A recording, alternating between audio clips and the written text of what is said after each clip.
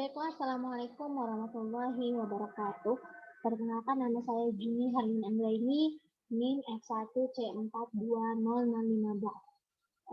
Di sini saya akan mempresentasikan tentang teknologi informasi dan komunikasi dengan dosen pengampu Ibu Priska Raika Bintana, STM.Com. Baiklah, pertama di sini saya akan menjelaskan tentang definisi masyarakat informasi. Apa itu masyarakat informasi? Masyarakat informasi adalah istilah yang digunakan untuk mendeskripsikan sebuah masyarakat yang dapat menggunakan informasi dan teknologi baru dan suatu keadaan masyarakat di mana produksi, distribusi, dan manipulasi suatu informasi menjadi kegiatan utama dalam masyarakat tersebut. Penggunaan teknologi informasi sudah menjadi kebiasaan sehari-hari seperti untuk kegiatan sosial, pengajaran dan bisnis, serta kegiatan-kegiatan lainnya. Nah, menurut Damani, istilah masyarakat informasi itu mulai marak sekitar tahun 1980-an, sesaat setelah berkembangnya teknologi informasi. Masyarakat pasti akan senantiasa mengalami perubahan agar dapat bertahan dengan seiringnya perkembangan zaman. Nah, informasi adalah salah satu yang dapat membawa perubahan, karena informasi adalah sesuatu yang membuat pengetahuan kita berubah, memperkuat, atau menemukan hubungan yang ada pada pengetahuan yang kita miliki.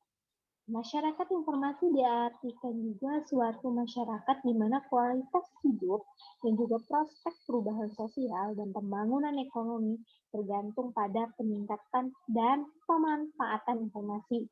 Nah, ada pun beberapa ciri-ciri dari masyarakat informasi itu adalah sebagai berikut. Yang pertama yaitu penggunaan dan teknologi informasi untuk kegiatan sosial, pengajaran dan bisnis, serta kegiatan-kegiatan lainnya. Yang kedua yaitu ada mengakses informasi super highway atau berkecepatan tinggi. Nah, yang ketiga ada masyarakat yang sadar akan informasi dan mendapatkan informasi secara cukup. Nah, yang keempat, ada kemampuan pertukaran data digital yang cepat dalam jarak yang jauh. Sebenarnya ciri-ciri masyarakat informasi ini cukup banyak, tidak hanya 4 yang saya sebutkan tadi, namun yang menurut saya ciri-ciri masyarakat informasi yang cukup merangkum itu yang 4 saya sebutkan tadi. Nah, selanjutnya, itu mengapa informasi itu diperlukan? Informasi sangat diperlukan karena informasi menjadi operasional melalui kegiatan komunikasi. Dan sekarang, kemajuan sebuah negara dapat diukur dari majunya informasi dan teknologi dari sebuah negara tersebut. Informasi membuat pengetahuan kita bertambah menjadi semakin luas. Tanpa menguasai informasi, orang akan pasif. Nah, informasi itu sangat diperlukan karena pada era ini daya saing sangat tinggi dan kompetitif. Kita dituntut harus mampu bersaing di era yang kompetitif ini. Begitu pentingnya menjadi masyarakat informasi dalam menghadapi persaingan yang tinggi di era ini. Nah, yang selanjutnya adalah apa itu teknologi? Teknologi merupakan suatu pengetahuan terhadap penggunaan alat atau benda-benda yang berguna bagi manusia seperti mesin, sistem, metode organisasi, dan teknik yang dapat mempengaruhi kemampuan untuk beradaptasi dengan lingkungan alamnya. Nah, teknologi bagi kita merupakan pengetahuan. Kita menggunakan teknologi dimulai dengan konversi sumber daya alam menjadi peralatan yang sederhana. Nah, teknologi telah mempengaruhi masyarakat dan sekitarnya dalam beberapa cara. Dalam masyarakat, teknologi telah membantu mengembangkan ekonomi yang lebih maju, termasuk ekonomi global yang saat ini. Namun, tidak semua teknologi ini telah digunakan untuk tujuan damai atau yang baik. Pengembangan senjata, contohnya untuk pengembangan senjata yang semakin meningkat, kekuatan destruktif telah berkembang sepanjang sejarah. Dari klub untuk senjata, nuklir. Nah, yang selanjutnya adalah teknologi informasi. Nah, apa itu teknologi informasi? Teknologi informasi atau TI adalah kumpulan dari komponen teknologi yang diorganisir ke dalam suatu sistem informasi berbasis komputer di dalam bentuk perangkat keras, perangkat lunak, perangkat telekomunikasi, manajemen database, dan teknologi pengolahan informasi lainnya. Pemanfaatan teknologi, khususnya itu teknologi informasi, dalam memasuki era MEA atau Masyarakat Ekonomi ASEAN, MEA, menjadi suatu keharusan untuk memenangkan persaingan yang berkembang dengan sangat cepat. Teknologi informasi atau TI dianalogikan sebagai sebuah permintaan dari masyarakat industri, di mana kebutuhan akan sarana pengolahan data dan komunikasi yang cepat dan murah menembus ruang dan waktu dari dunia industri harus mampu memberikan terhadap permintaan tersebut dalam bentuk penciptaan produk-produk teknologi yang berkualitas. Teknologi informasi dilihat kalau dilihat dari katanya, penyusunannya kalau dilihat dari kata penyusunannya adalah teknologi dan informasi. Secara mudahnya, teknologi informasi adalah hasil rekayasa manusia terhadap proses penyampaian informasi dari bagian pengirim ke penerima, sehingga pengiriman informasi lebih cepat, lebih luas sebarannya, dan lebih lama penyimpanannya. Yang selanjutnya adalah komponen sistem teknologi informasi. Komponen sistem teknologi informasi merupakan subsistem yang terbentuk sehubungan dengan penggunaan teknologi informasi dan komponen-komponen utama dalam memanfaatkan teknologi informasi. Di antaranya terdiri dari perangkat keras hardware, perangkat lunak software, manusia atau brainware, infoware, dan fireware. Nah, brainware itu adalah orang yang menggunakan, memakai, ataupun mengoperasikan perangkat komputer. Dapat diartikan juga sebagai perangkat intelektual yang mengoperasikan dan juga mengeksplorasi kemampuan dari perangkat keras maupun perangkat lunak. Nah, tugasnya itu adalah mengoperasikan komputer, mengembangkan perangkat komputer. Nah, tanpa adanya brainware, maka komputer tidak akan bisa beroperasi. Tidak ada gunanya.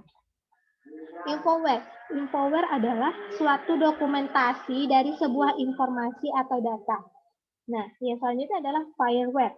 Fireware merupakan media tempat penyimpanan yang permanen, berfungsi sebagai tempat menyimpan berbagai data yang ada di sebuah komputer. Yang selanjutnya ada perangkat keras atau hardware. Perangkat keras atau hardware merupakan perangkat fisik yang membangun sebuah teknologi informasi yang dapat diraba dan bisa dilihat secara langsung atau yang berbentuk nyata. Contohnya itu ada piranti masuk. Contoh perangkat keras itu ada yang terbagi menjadi dua, ada yang piranti masukan atau input device dan ada juga piranti keluaran atau output device. Contoh yang input device adalah keyboard, mouse, touchpad, mikrofon, light fan. Nah, yang contoh untuk piranti keluaran atau output device itu ada printer, speaker, plotter, monitor. Nah, input device itu apa? Input device adalah suatu unit yang berfungsi sebagai suatu media untuk memasukkan data dari luar komputer ke dalam komputer atau prosesor ataupun memori yang kemudian diolah menjadi suatu informasi yang diperlukan. Contohnya itu ada keyboard. Keyboard itu berfungsi untuk memasukkan data berupa huruf, angka, karakter, atau simbol, serta sebagai media bagi user untuk melakukan perintah-perintah lainnya. Yang kedua itu ada mouse. Mouse berfungsi untuk perpindahan pointer atau kursor secara cepat. Yang ketiga ada touchpad. Touchpad ini digunakan sebagai pengganti mouse, jadi fungsinya juga sama dengan mouse. Yang keempat itu ada light pen. Light pen itu memiliki sensor yang dapat mengirimkan sinyal cahaya ke dalam komputer yang kemudian direkam. Light pen ini biasa digunakan untuk mendesain suatu gambar. Yang selanjutnya itu ada mikrofon. Mikrofon itu untuk memasukkan data berupa suara yang akan disimpan di dalam memori komputer. Nah, yang selanjutnya itu ada output device. Apa sih itu output device? Output device atau alat keluaran adalah perangkat komputer yang berguna untuk menghasilkan keluaran, baik itu berupa kertas atau hard copy, layar monitor atau soft copy, atau berupa suara. Nah, misalnya ya printer tadi itu kan kita bisa print kertas, gitu ya. Dan selanjutnya itu ada speaker, ya speaker itu bisa mengeluarkan suara. Lalu ada layar monitor atau soft copy tadi, lalu ada monitor plotter. Plotter itu apa? Plotter adalah printer grafis yang mengeluarkan gambar.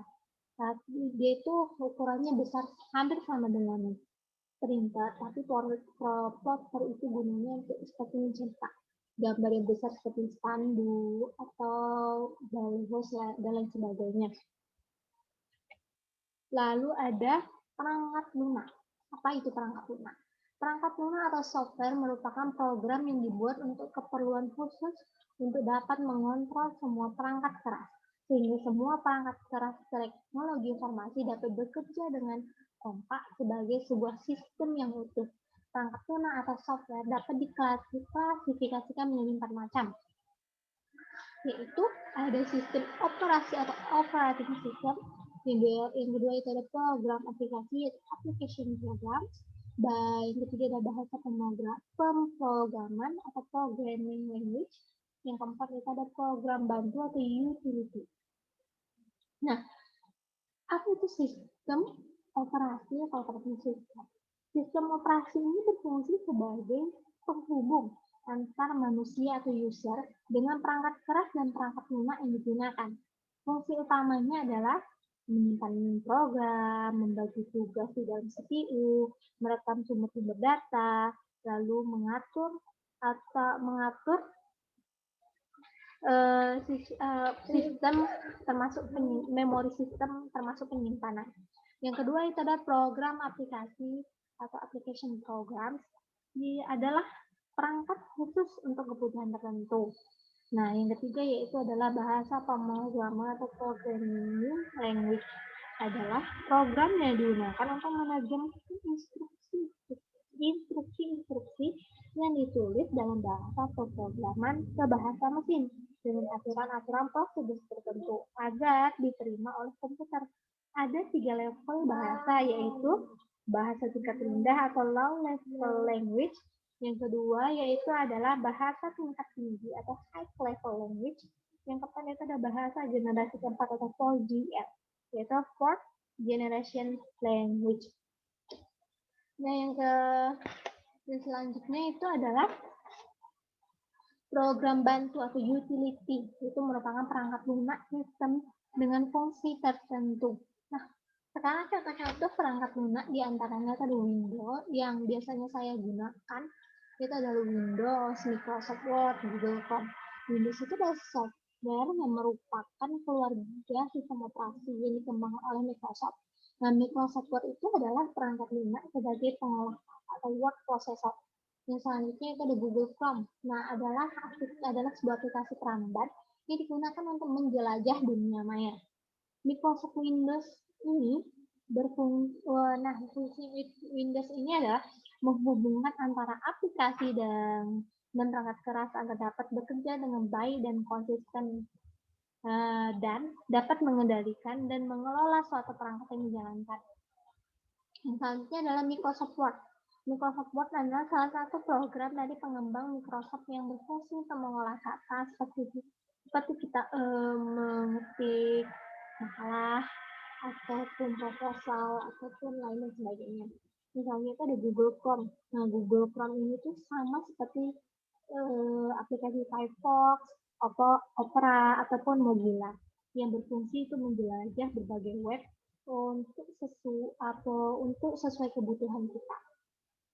Nah, yang selanjutnya adalah sistem operasi. Sistem operasi adalah salah satu klasifikasi dari software yang berfungsi untuk mengaktifkan seluruh perangkat yang terpasang pada komputer. Letaknya pada lapisan pertama yang ditaruh pada memori komputer pada saat komputer dinyalakan. Sistem operasi berfungsi sebagai penghubung antara lapisan hardware dan lapisan software, dan juga melakukan semua perintah-perintah penting dalam komputer, dengan tujuan dapat menjamin aplikasi perangkat lunak lainnya bisa memakai memori, melakukan input serta output terhadap peralatan lainnya, dan mempunyai akses kepada sistem file serta dapat dikendalikan atau diatur secara fleksibel. Contoh dari sistem operasi ini adalah seperti Linux, Android, iOS, Mac OS X, dan Microsoft Windows. Android itu ya seperti handphone yang seperti merek Oppo, Vivo, Xiaomi, dan lain sebagainya. Kalau iOS itu setahu saya itu yang bermerek Apple. Nah, selanjutnya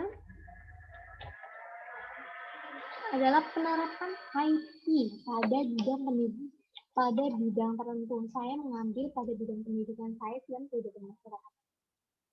Peranan IT dan informasi teknologi pada bidang pendidikan sains adalah sebagai sumber bahan belajar yang up to date, rujukan data dan media pembelajaran dapat membantu penelusuran artikel jurnal hasil penelitian yang berkualitas. Ini bisa saya contohkan seperti kan saya sebagai mahasiswa prodi biologi tentu banyak tugas membuat laporan praktikum, dan laporan praktikum itu juga harus didukung oleh jurnal ataupun buku-buku yang berkaitan dengan judul laporan. Jadi di sini informasi teknologi itu sangat berperan karena saya ketika saya mencari jurnal, karena saya membutuhkan jurnal yang berkualitas dan yang update atau yang terbaru agar dapat mendukung laporan isi dari laporan praktikum saya tadi. Yang selanjutnya itu adalah pengembangan ilmu dan teknologi informasi memicu perubahan sosial yang terjadi di tengah-tengah kehidupan masyarakat, mulai dari pola interaksi masyarakat, gaya hidup, sampai pola berpikirnya. Peran dalam kehidupan manusia adalah komputer merupakan mesin pengolah informasi yang sekaligus membuka kemungkinan baru dalam hidup manusia. Informasi melalui internet saat ini bukanlah merupakan hal yang eksklusif digunakan dalam penyebaran informasi. Namun, manfaat dari penggunaan sarana informasi melalui internet yang dikenal dengan halaman web akan dapat diterima dan diakses oleh semua kalangan masyarakat dari dalam dan luar daerah secara mendunia. Teknologi internet yang berbasis web menyajikan informasi secara real time yang dapat diperbaharui atau update dan dilihat oleh setiap pengguna dalam waktu yang relatif singkat. Nah, baiklah. Sekian, terima kasih. Itulah hasil presentasi saya. Saya ucapkan wassalamualaikum warahmatullahi wabarakatuh. Terima kasih.